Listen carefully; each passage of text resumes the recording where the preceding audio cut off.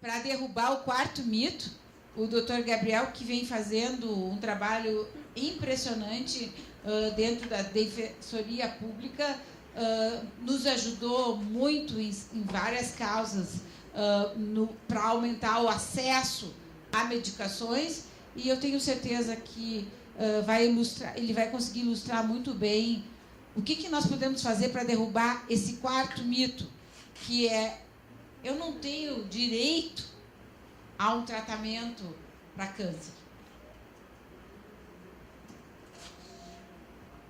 Bom dia. Inicialmente me reapresentar, eu sou o Gabriel, sou defensor público federal lá em Santa Catarina. Já tive a oportunidade também de trabalhar junto com a FEMAMA, com outras entidades na área de atuação da Defensoria Pública. Na época que eu estava como presidente da Associação dos Defensores, da Associação Nacional, isso nos trouxe um know-how, digamos, político, que se somou ao know-how jurídico e que, por fim, vem muito a calhar com essa proximidade que os defensores públicos, né, a Defensoria Pública tem buscado com entidades de sociedade civil, enfim, uma vez que as causas das entidades de sociedade civil têm ido para a Defensoria Pública e têm se tornado, de um certo modo, as nossas próprias causas. Bom, eu ouvi duas coisas aqui que eu achei, enfim, diversas, que é justamente isso. O primeiro ponto que a gente poderíamos tirar como pacífico, eu acho que é o trabalho em rede. Enfim, o doutor que está disponibilizando a sala, o hospital, a estrutura para que nós colocássemos, que colocou. O trabalho em rede ele é imprescindível, por quê? Porque, na realidade, é o defensor público, é o médico, é o paciente, é assistente social, é o atendente, é a mãe do paciente, é o irmão, é a irmã, é o pai, é o filho, enfim, é um conjunto de pessoas envolvidas numa determinada causa, né, que tem que identificar problemas e automaticamente soluções. Então, o trabalho em rede é fundamental. O outro ponto é a questão da informação. Sem dúvida, o outro caminho para se conseguir solucionar o problema, enfim, do aumento dos índices de câncer, que significa também a ausência de um diagnóstico precoce, que significa talvez a falha de uma política pública, que significa a necessidade de um defensor público, enfim, nós voltamos ao aspecto rede. Eu queria, assim, brevemente, eu gosto sempre de explicar a compreensão do que é o nosso Estado de Direito. O primeiro ponto, nós temos uma Constituição Federal, né, que estabeleceu um Estado de Direito que regula, em tese, a nossa vida em sociedade, que regula o nosso dia a dia, como nós vamos, enfim, construir um bem-estar para que a gente possa viver. Essa Constituição estabeleceu, tem aproximadamente 250 artigos, e estabeleceu um Estado.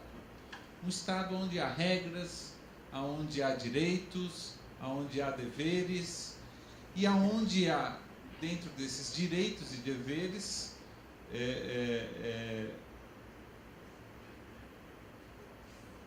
três poderes repartidos que dão uma representação a esse Estado perante a sua sociedade, com determinadas limitações e atribuições.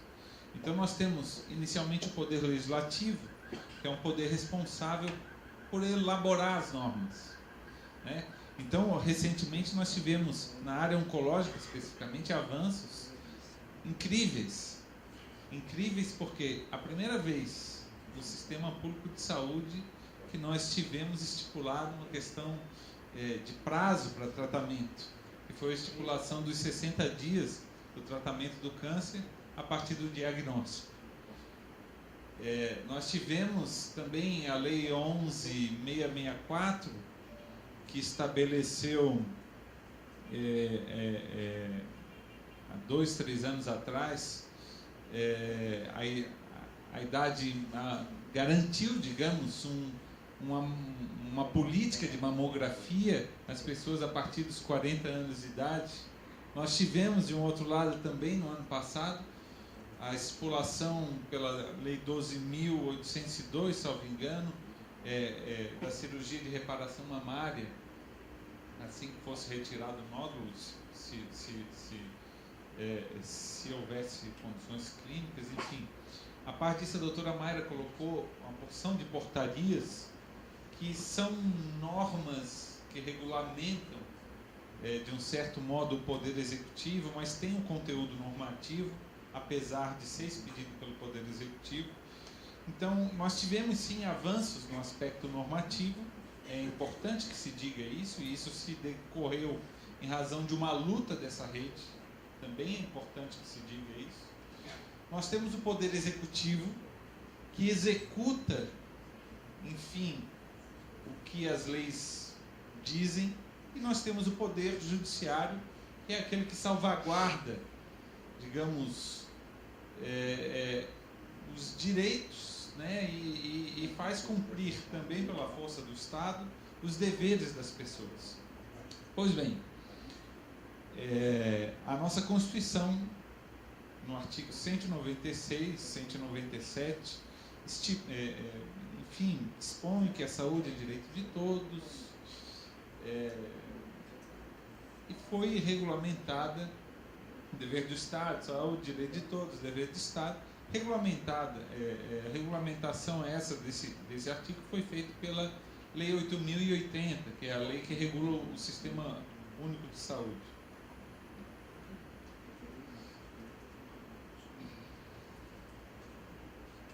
A judicialização da saúde hoje, sem dúvida alguma, é um problema. É um problema sob o aspecto da execução da política pública de saúde. E isso eu falo como defensor público que não executa a política pública de saúde, mas participo junto dessa execução das pessoas que executam e que são obrigadas por uma determinação judicial a arrumar um leito onde não tem, a comprar um medicamento que o laboratório não mais vende, ou que, enfim, que não está mais produzindo, enfim. E às vezes é comprar 2 vezes o mesmo medicamento por um preço em dobro, então um tratamento que custaria X, ele já passa a custar 4X por causa de uma determinação judicial, enfim. Mas ela é um problema sobre esse aspecto da gestão, mas de um outro lado, sem dúvida alguma, tem sido a solução para o indivíduo, como para se fazer valer o seu direito à saúde e para se ter o acesso a esse direito previsto tanto na Constituição quanto na lei, enfim, em portarias, etc. e tal. Não há no Poder Judiciário e nessa sistemática de ajuizar diversas ações diariamente um problema em se dizer assim, olha, o direito à saúde ele é um direito, digamos, a ser garantido pelo sistema público de saúde, não pelo atendimento da necessidade individual, mas sim por uma política pública macro, que é, a bem da verdade, como os pensa. Faz uma política pública macro com dotação orçamentária para vacinar tantas pessoas na área de prevenção, com dotação orçamentária para inspecionar as cargas de países que vêm, para inspecionar os alimentos, autorizar os alimentos, medicamentos, suplementos, etc. e tal. E faz também a dotação orçamentária para se ter um hospital com tantos leitos, etc. e tal. Mas a questão é a seguinte: tem 10 leitos num determinado hospital, o município precisa de 100 para atender a população. E aí, como que nós fazemos? O Poder Judiciário, ele não tem fechado as portas, muito pelo contrário, se abriu. Isso iniciou quando a judicialização da saúde, ela se iniciou na época do tratamento para AIDS, bem no início, lá em 94, 93, 92, quando começaram a sair alguns coquetéis e as pessoas iniciaram a judicialização, enfim, da postulação dessas medicações. Então, como eu estava dizendo, a Defensoria Pública, o Ministério Público e a Advocacia Pública, a par desses três poderes, foram previstos como funções essenciais da justiça. São funções que postulam, que promovem o sistema de justiça de uma forma à parte dos três poderes. Então, a Defensoria Pública para as pessoas carentes, e carentes, eu digo quase que a totalidade dos usuários do sistema público de saúde, bastante gente. O Ministério Público, no sentido de tutelar aquilo que é de todos e não é de ninguém ao mesmo tempo. O que eu diria? Olha,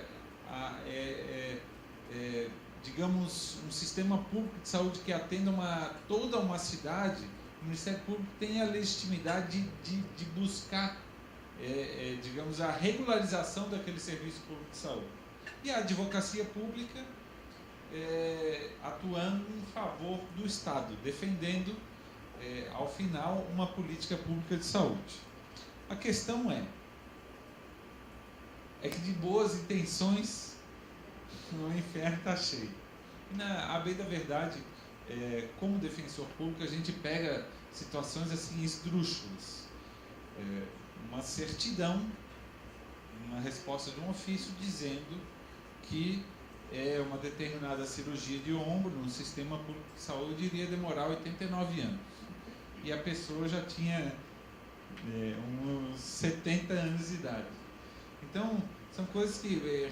um exame de ressonância magnética, 7, 8 anos a pessoa esperar, depois de ter consultado com o especialista.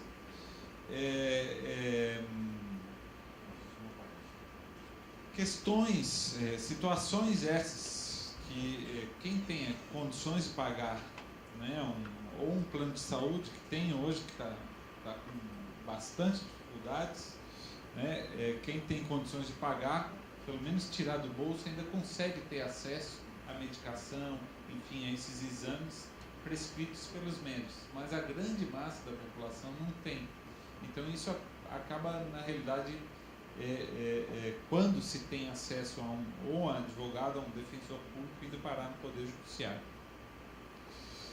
Então, uma mensagem que eu queria deixar macro é que o Poder Judiciário tem oportunizado o direito do acesso à justiça, fazendo principalmente uma diferenciação, que eu acho que é importante nós colocarmos. Eu acho que nós temos médicos aqui, gente ligados às entidades filantrópicas que atuam na área, fazendo uma distinção do que é a política macro do sistema público de saúde e a necessidade individual do cidadão.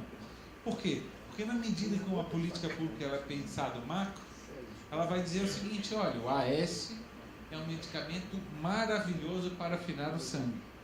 Ele é bom para dor de cabeça, ele é bom para cardiopatia, ele é bom para etc, etc e tal. Agora tem uma pessoa que não tem mais tolerância ao AS, não consegue tomar, não funciona para ele. Só que o sistema público de saúde, sob um aspecto macro, o AS funciona e é muito bom e é barato. Que bom, então tem que ser esse. Só que tem um determinado cidadão que tem que usar uma baguinha chamada clopidogrel, que foi incorporada há pouco tempo atrás, que é um outro medicamento também para essas patologias. Então, como que o sistema, o secretário de saúde tem uma dificuldade muito grande de fazer uma compra desse tal clopidogrel se ele não tiver padronizado na tabela? E aí se aplica, por exemplo, ao câncer. Vamos usar o exemplo que eu tive a oportunidade de ajuizar uma ação coletiva lá em Santa Catarina relativo a um medicamento chamado trastuzumab. Esse medicamento é um medicamento para câncer de mama, acho que de todos conhecidos, pelo menos para quem trabalha aqui, e nós ganhamos essa ação lá. Então nós tínhamos o protocolo clínico no estado de São Paulo e tivemos antecipadamente no estado de Santa Catarina.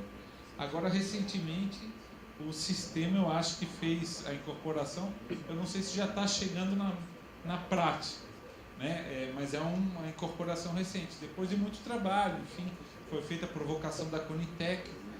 À época eu era presidente da Associação dos Defensores, eu tive com a doutora Mayra, eu acho, inclusive com o ministro à época, nós também participamos, eu juntei lá no processo da Conitec alguns laudos que nós tínhamos nacionalmente, enfim. Mas era uma medicação que o médico do Sistema Único de Saúde receitava paciente. E era um medicamento caro, um tratamento em torno, na época, de R$130 mil. Porque eu acho que era um ano, né? Na época, R$130 mil era via ação judicial. Hoje deve estar bem mais barato do que isso, o tratamento. Mas, enfim, você tinha uma receita médica, tinha perspectiva de evitar recidiva, enfim, de ajudar no tratamento da pessoa, para ela, além de ter a qualidade de vida, digamos, uma melhor qualidade de vida, tinha perspectiva de viver mais. O SUS não dava, simplesmente não dava. Então, nós fomos ajuizando individualmente diversas ações. Aí é importante uma boa instrução dessas ações, principalmente por parte dos médicos, que nos ajudem a fazer essa instrução.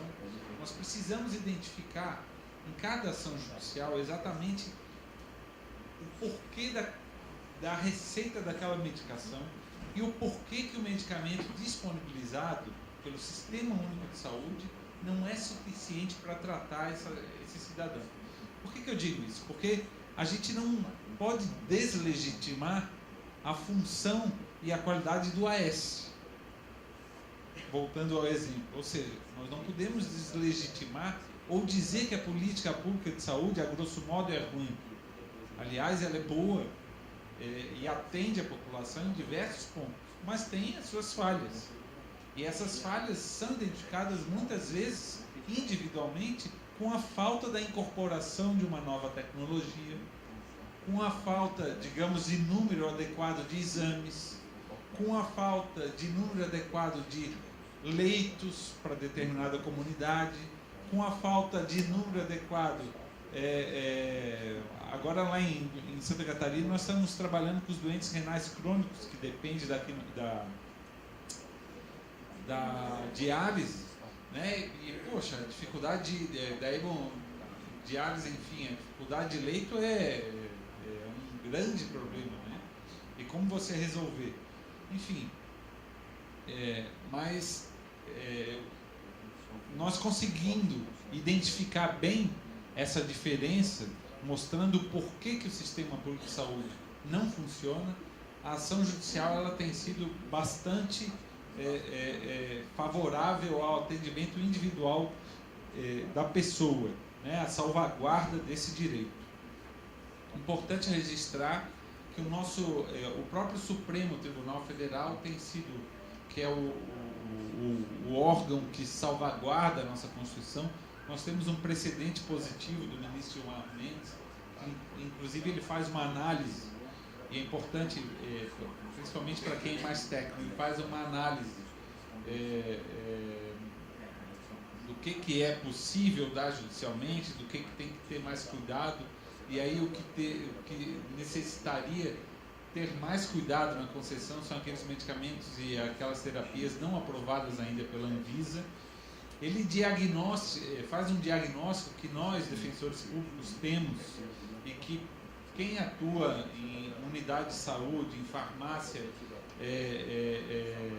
em assistência farmacêutica, vê que a maioria das ações judiciais não é para um tratamento de câncer, né? Não é um tratamento experimental, que nem o governo cansava de falar isso. Olha, só uma ação judicial que eu paguei, eu pagava uma cidade toda de vacina de HPV. Essas ações são raras, elas não é o problema. O problema principal são aquelas açõezinhas de 20 não, mas de R$200 mensais. Uma pessoa que ganha um salário mínimo não consegue comprar um medicamento, um tal de Spiriva para quem tem problema de DPOC. Ele não consegue comprar esse medicamento. E isso é bastante reiterado. São essas ações pequenas que invadem o sistema judiciário e causa a judicialização da saúde, e também, principalmente, a não compra de medicações por parte da assistência farmacêutica daquilo que já está padronizado. É justamente o que colocava a doutora Mayra. É aquilo que está no papel, que está bonito na portaria, que está bonito na lei e que não chega para o cidadão na ponta. Né? Eu terminaria apenas conclamando, como introduziu a doutora Mayra, mas conclamando que nós precisamos, nós agentes públicos, nós precisamos ter acesso à informação do que acontece na prática. Nós tivemos o caso da lei dos 60 dias do ano passado, a 12732, que estabeleceu 60 dias a partir do diagnóstico. Aí, em 2013 agora, no início de 2013, meados, não me lembro, nós tivemos uma portaria do Ministério da Saúde que foi lá e disse o seguinte: olha, do diagnóstico mais ou menos, enfim, quando inscrever no Siscam. E para inscrever no Siscam você tem que ter uma consulta com o oncologista. Para você ter a consulta com o oncologista, você vai demorar, quando não 2 anos, no mínimo 6 a 7, 8 meses. Então, você esvaziou o sentido da lei. Isso porque a lei, por questões políticas, e isso é natural, ela não conseguiu avançar no seu todo. Ela tinha que ser 60 dias de tratamento a partir do momento em que tivesse que se tivesse uma ideia de que poderia ser um câncer. Então você teria que ter 30 dias para fazer o exame, afinal, o tempo, quando se fala em câncer, é sinônimo de cura, não é? Então, o câncer, ele tem que ser o diagnóstico e o tratamento muito rápido. Para quê? Para que o tempo, que é um fator de cura, ele possa fazer parte do tratamento. E é justamente a dificuldade que o Sistema Único de Saúde tem, a questão tempo, né? O Estado como um todo. Aí eu falo do próprio Poder Judiciário, da Defensoria, das instituições. O Estado como um todo tem uma dificuldade burocrática da questão tempo. Então, eu conclamaria pedindo ajuda a todos vocês para que provoquem Defensoria Pública, Ministério Público, para que nós possamos, numa rede e em conjunto, tentar fazer cumprir aquilo que hoje já está legalizado, já está positivado no nosso direito, e mais também, além de fazer cumprir, também muitas vezes dar sugestões e trabalhar politicamente para que novos direitos sejam, enfim, novas garantias, direitos, sejam conquistadas no papel, mas principalmente na prática. Tá? Muito obrigado.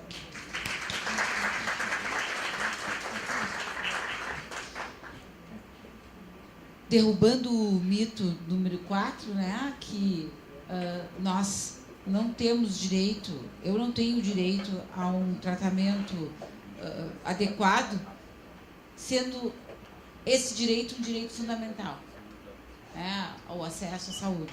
Acho que isso é uma coisa que as pessoas não sabem.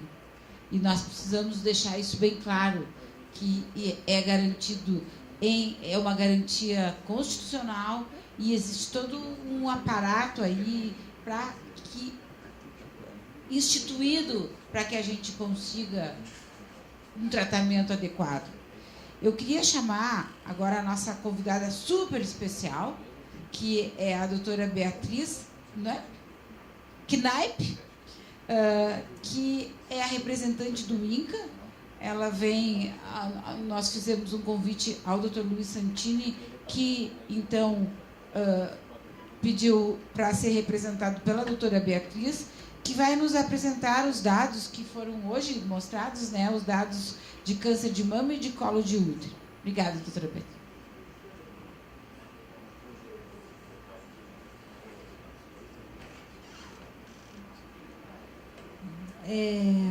Bom dia, boa tarde, não sei. Agradecer o convite, né? Hoje também lá no INCA, no Rio de Janeiro, está acontecendo um evento. A gente também já faz esse trabalho já há uns 4, 5 anos, se eu não me engano. No passado a gente já trabalhou tirando as máscaras, né, do câncer, era a época do carnaval, então a gente aproveitou o momento e tirou as máscaras, né, do preconceito com relação ao câncer. No ano anterior a gente trabalhou com campanha da UICC, que era Juntos é Possível, e a gente dizendo que é possível, juntos, né, a gente conseguir enfrentar esse agravo que acomete principalmente, né, as pessoas com envelhecimento, né, mas também acomete nossas crianças. Então é importante a gente ter condições de prevenir essa doença, que não é uma doença, né? São mais de 100 doenças, né? O câncer, ele tem essa complexidade, precisa ser olhado com esse olhar mais amplo e mais aberto, porque não dá para reduzir a uma doença somente. Então, ele tem vários senões, várias questões que a gente precisa enfrentar. Pelo menos a gente já não fala mais aquela doença, né? A gente pode falar câncer sem medo, né? A gente teve que... Faz uma política pública macro, com dotação orçamentária para vacinar tantas pessoas na área de prevenção, com dotação orçamentária para inspecionar as cargas de países que vêm, para inspecionar os alimentos, autorizar os alimentos, medicamentos, suplementos, etc. e tal. E faz também a dotação orçamentária para se ter um hospital com tantos leitos, etc. e tal. Mas a questão é a seguinte: tem 10 leitos num determinado hospital, o município precisa de 100 para atender a população. E aí, como que nós fazemos? O Poder Judiciário, ele não tem fechado as portas, muito pelo contrário, se abriu. Isso iniciou quando a judicialização da saúde, ela se iniciou na época do tratamento para AIDS, bem no início, lá em 94, 93, 92, quando começaram a sair alguns coquetéis e as pessoas iniciaram a judicialização, enfim, da postulação dessas medicações. Então, como eu estava dizendo, a Defensoria Pública, o Ministério Público e a Advocacia Pública, a par desses 3 poderes, foram previstos como funções essenciais da justiça. São funções que postulam, que promovem o sistema de justiça de uma forma à parte dos 3 poderes. Então, a Defensoria Pública para as pessoas carentes e carentes, eu digo quase que a totalidade dos usuários do sistema público de saúde, bastante gente. O Ministério Público, no sentido de tutelar aquilo que é de todos e não é de ninguém ao mesmo tempo. O que eu diria? Olha, digamos, um sistema público de saúde que atenda toda uma cidade, o Ministério Público tem a legitimidade de buscar, digamos, a regularização daquele serviço público de saúde. E a Advocacia Pública atuando em favor do Estado, defendendo, ao final, uma política pública de saúde. A questão é que de boas intenções o inferno está cheio. E a bem da verdade, como defensor público, a gente pega situações assim esdrúxulas. Uma certidão, uma resposta de um ofício dizendo que uma determinada cirurgia de ombro no sistema público de saúde iria demorar 89 anos. E a pessoa já tinha uns 70 anos de idade. Então, são coisas que... um exame de ressonância magnética. 7, 8 anos a pessoa esperar, depois de ter consultado com o especialista.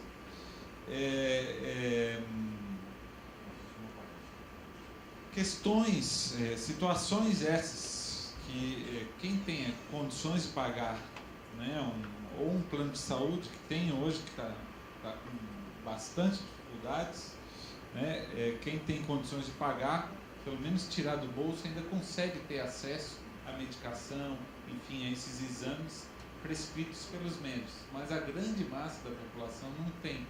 Então isso acaba, na realidade, quando se tem acesso a um advogado, a um defensor público, indo parar no Poder Judiciário. Então, uma mensagem que eu queria deixar macro é que o Poder Judiciário tem oportunizado o direito do acesso à justiça, fazendo principalmente uma diferenciação, que eu acho que é importante nós colocarmos. Eu acho que nós temos médicos aqui, gente ligados às entidades filantrópicas que atuam na área, fazendo uma distinção do que é a política macro do sistema público de saúde e a necessidade individual do cidadão. Por quê? Porque na medida que uma política pública ela é pensada macro, ela vai dizer o seguinte: olha, o AS é um medicamento maravilhoso para afinar o sangue. Ele é bom para dor de cabeça, ele é bom para cardiopatia, ele é bom para etc, etc e tal. Agora tem uma pessoa que não tem mais tolerância ao AS, não consegue tomar, não funciona para ele. Só que o sistema público de saúde, sob um aspecto macro, o AS funciona e é muito bom e é barato.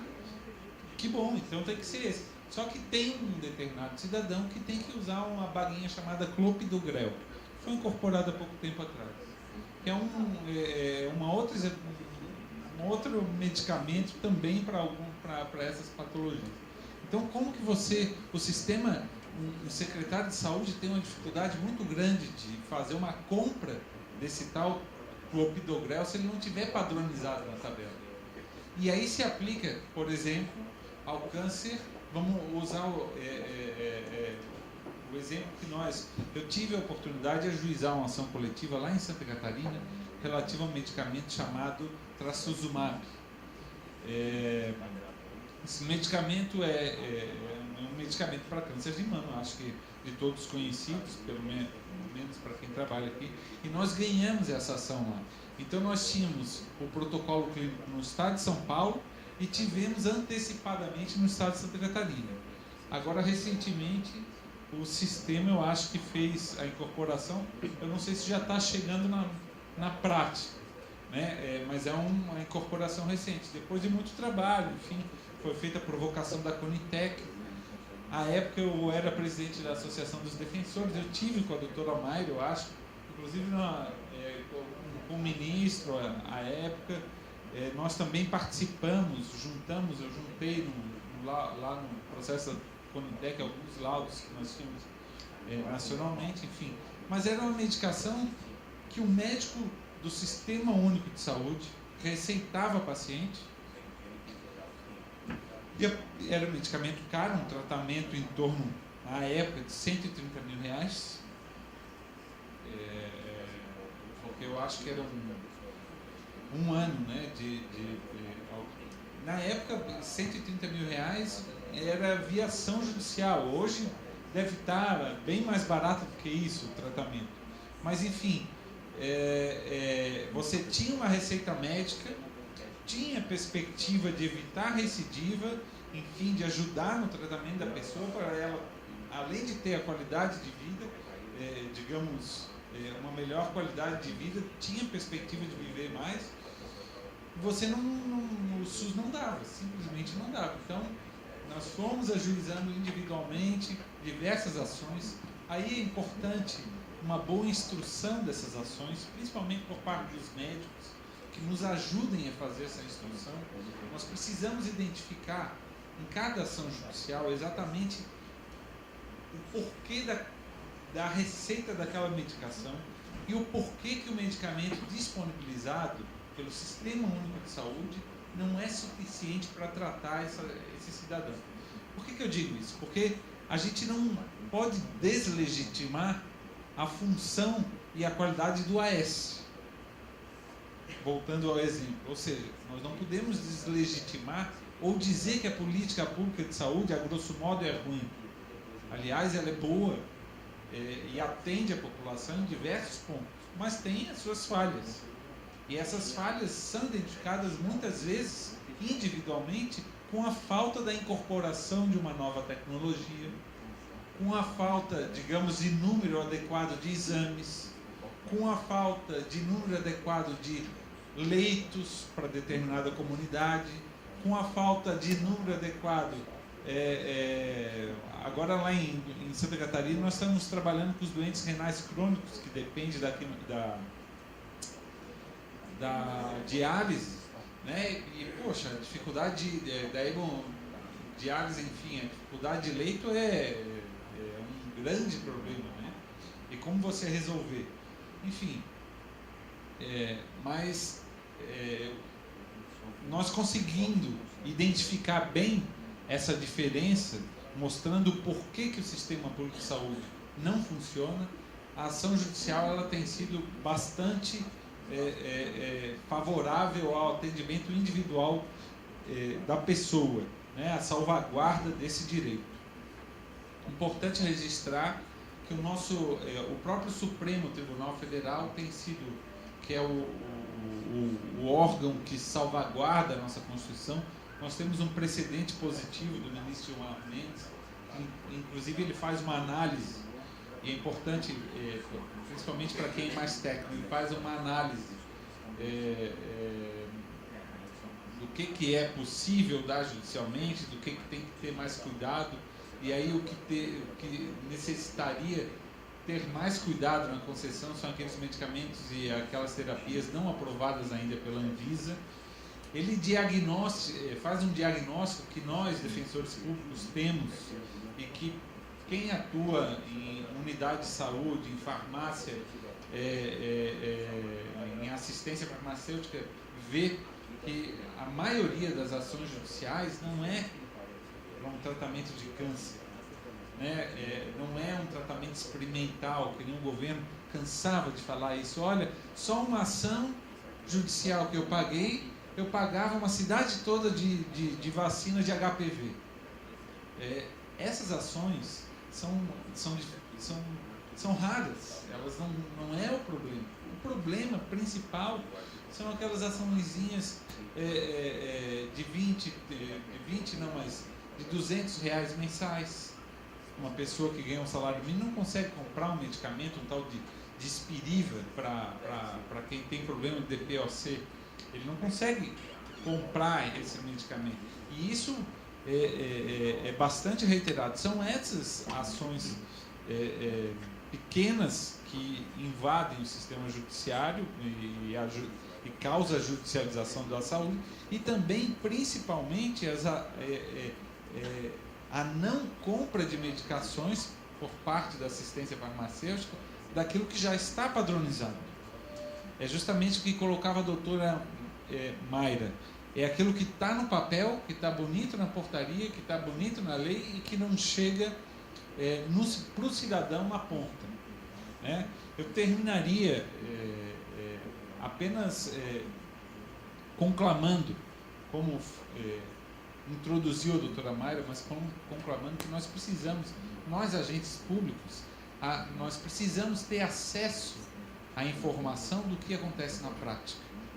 Nós tivemos o caso da lei dos 60 dias do ano passado, a 12732, que estabeleceu 60 dias a partir do diagnóstico. Aí, em 2013 agora, no início de 2013, meados, não me lembro, nós tivemos uma portaria do Ministério da Saúde que foi lá e disse o seguinte: olha, do diagnóstico mais ou menos, enfim, quando inscrever no Siscam. E para inscrever no Siscam você tem que ter uma consulta com o oncologista. E para você ter a consulta com o oncologista, você vai demorar, quando não 2 anos, no mínimo 6 a 7, 8 meses. Então, você esvaziou o sentido da lei. Isso porque a lei, por questões políticas, e isso é natural, ela não conseguiu avançar no seu todo. Ela tinha que ser 60 dias de tratamento a partir do momento em que tivesse que se tivesse uma ideia de que poderia ser um câncer. Então você teria que ter 30 dias para fazer o exame, afinal, o tempo, quando se fala em câncer, é sinônimo de cura, não é? Então, o câncer, ele tem que ser o diagnóstico e o tratamento muito rápido. Para quê? Para que o tempo, que é um fator de cura, ele possa fazer parte do tratamento. E é justamente a dificuldade que o Sistema Único de Saúde tem, a questão tempo, né? O Estado como um todo. Aí eu falo do próprio Poder Judiciário, da Defensoria, das instituições. O Estado como um todo tem uma dificuldade burocrática da questão tempo. Então, eu conclamaria pedindo ajuda a todos vocês para que provoquem Defensoria Pública, Ministério Público, para que nós possamos, numa rede e em conjunto, tentar fazer cumprir aquilo que hoje já está legalizado, já está positivado no nosso direito, e mais também, além de fazer cumprir, também muitas vezes dar sugestões e trabalhar politicamente para que novos direitos sejam, enfim, novas garantias de direitos sejam conquistadas no papel, mas principalmente na prática. Tá? Muito obrigado.